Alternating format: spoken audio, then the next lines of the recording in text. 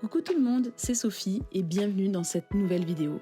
Dans ce petit vlog, j'avais envie de vous partager un petit peu ce qui s'est passé de juin jusqu'à maintenant, c'est-à-dire septembre. Oui, je sais, ça fait un petit moment. J'ai été sollicitée pour un projet en octobre qui consiste en fait à dessiner sur une vitrine et comment dire que la petite fille en moi était tellement contente. À l'intérieur, j'étais ouh oui, allez, c'est parti, je suis trop motivée. Alors ni deux, j'ai pris mes Posca et j'ai foncé dans mon atelier et là j'ai commencé à dessiner sur ma baie vitrée et au début ça ne ressemblait pas à grand chose, j'ai fait des dessins un petit peu qui me passaient par la tête mais c'était vraiment pour juste tester les outils. Par contre le deuxième jour, pour la faire quand même un petit peu plus professionnelle, j'ai fait un petit dessin sur ma tablette que j'ai imprimé ensuite pour pouvoir après le retranscrire sur ma baie vitrée. En tout cas, de dessiner en grand était vraiment plaisant. Ça m'a vraiment changé que de dessiner en fait sur une feuille. Et j'ai vraiment hâte d'avoir d'autres projets dans ce genre. Maintenant, la peinture, c'est quelque chose que j'ai vraiment envie d'approfondir. J'ai très envie d'améliorer ma technique. Je sais pas, je ne sais pas vous en fait, si vous avez un média auquel vous adorez utiliser. Mais là, par exemple, la gouache, ça vraiment ça me donne une sensation de bien-être. C'est vrai que c'est un peu thérapeutique et puis ça fait, je pense, poser. On se pose un petit peu devant sa toile, devant son dessin. On prépare sa peinture, on prépare les mélanges, on prend ses pinceaux. On est beaucoup plus dans une sorte de rituel et quelque chose que vraiment j'apprécie de plus en plus. Et que j'ai envie d'intégrer un petit peu plus dans ma routine en fait, tout simplement. Et le dessin au papier, par contre, sera toujours omniprésent. Je crois que c'est mon premier amour en fait, avec le dessin, c'est les croquis. J'adore les croquis, j'adore dessiner rapidement, de voir les formes, comment elles se mettent en place. La peinture, ce qu'il y a aussi de formidable, c'est que on n'a pas ce pouvoir comme le digital, vous savez, vous avez le fameux CTRL-Z, où on peut revenir en arrière, où on peut remplacer des éléments. Là, c'est la peur de rater. C'est-à-dire, on rate, on recommence, on efface. Et c'est beaucoup plus fastidieux, effectivement. C'est beaucoup plus contraignant, c'est plus technique. Mais je trouve que ça apporte tellement quelque chose de précieux de la peinture. Donc j'ai vraiment envie d'évoluer dans ce sens. Pour parler aussi des réseaux sociaux, alors pourquoi j'en parle ? Parce que je me rends compte que les réseaux sociaux ont énormément impacté mon travail.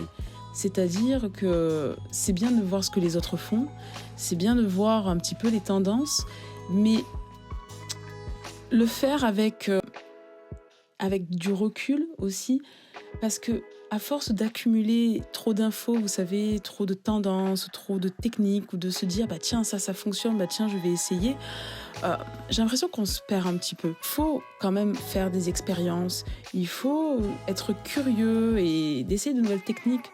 Là par exemple, j'ai vraiment envie de tester la peinture à l'huile. C'est quelque chose que j'ai vraiment très très envie de faire et que je ferai, où j'ai envie de dessiner, de peindre sur un mur, de peindre sur une toile, sans me laisser influencer pour ne pas perdre de vue tout simplement qui je suis.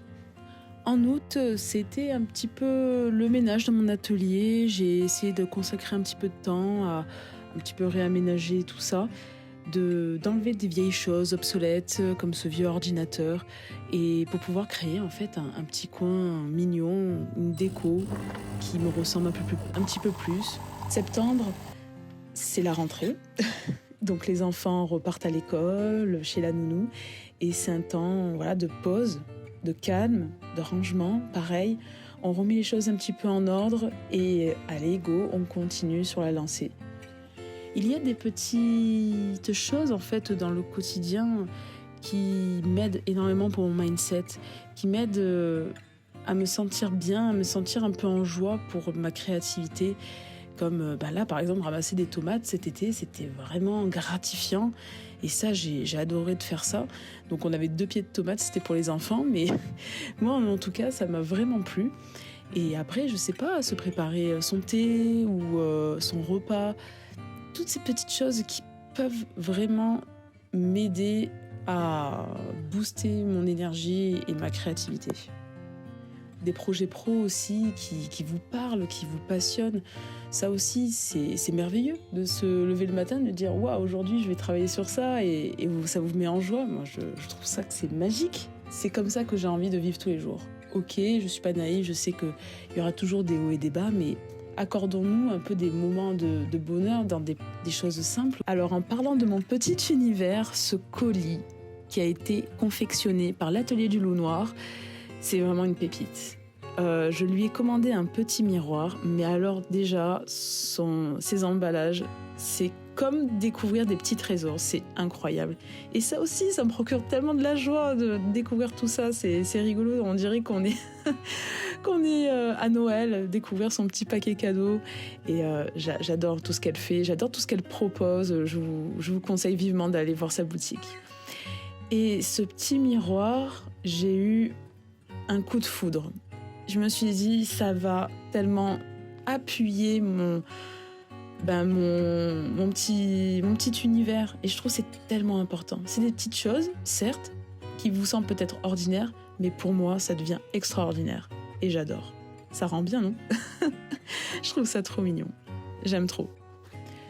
Il y a quelque temps, dans une bourse à collection, j'ai découvert ce livre et alors j'ai été mais de suite transportée par ces illustrations qui étaient juste magnifiques. Et voilà, j'ai dit mais c'est ça que je veux faire. C'est ça, cette émotion que j'ai envie de retranscrire, cette sensation de voyager en fait dans le rêve, dans l'imaginaire. Oui, je crois que Willou est d'accord avec moi. Et voilà, c'est cette sensation, vous savez, de retourner dans l'enfance.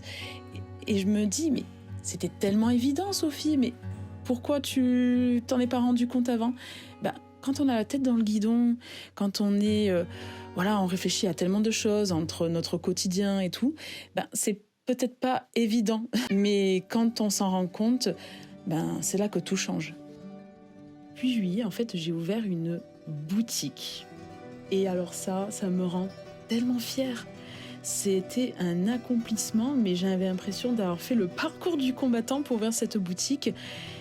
Et en fait, cette collection que vous voyez, c'est la collection estivale que j'ai lancée en septembre. Je suis tellement fière. C'est tellement gratifiant de voir son travail, ses prints, ses stickers, c'est vraiment... j'adore. Vraiment, je suis tellement contente. Je ne sais pas si vous l'entendez à ma voix, mais je suis extrêmement contente. Alors, en juillet, j'avais proposé déjà une première collection de mes illustrations, en fait, que je postais sur les réseaux. Et c'est extraordinaire. Je ne sais pas la sensation. Comment je peux vous expliquer cette sensation où on est tellement fier de ce qu'on a réalisé, de cet accomplissement, c'est vraiment quelque chose d'extraordinaire. C'est une sensation qu'on aimerait vivre tous les jours. Vous pouvez retrouver toutes ces belles petites choses dans ma boutique qui sera en lien dans la description. Et je vous remercie encore de m'avoir écouté, de me suivre. On se retrouve sur les réseaux. Et je vous dis à la prochaine. Prenez soin de vous. Ciao, ciao!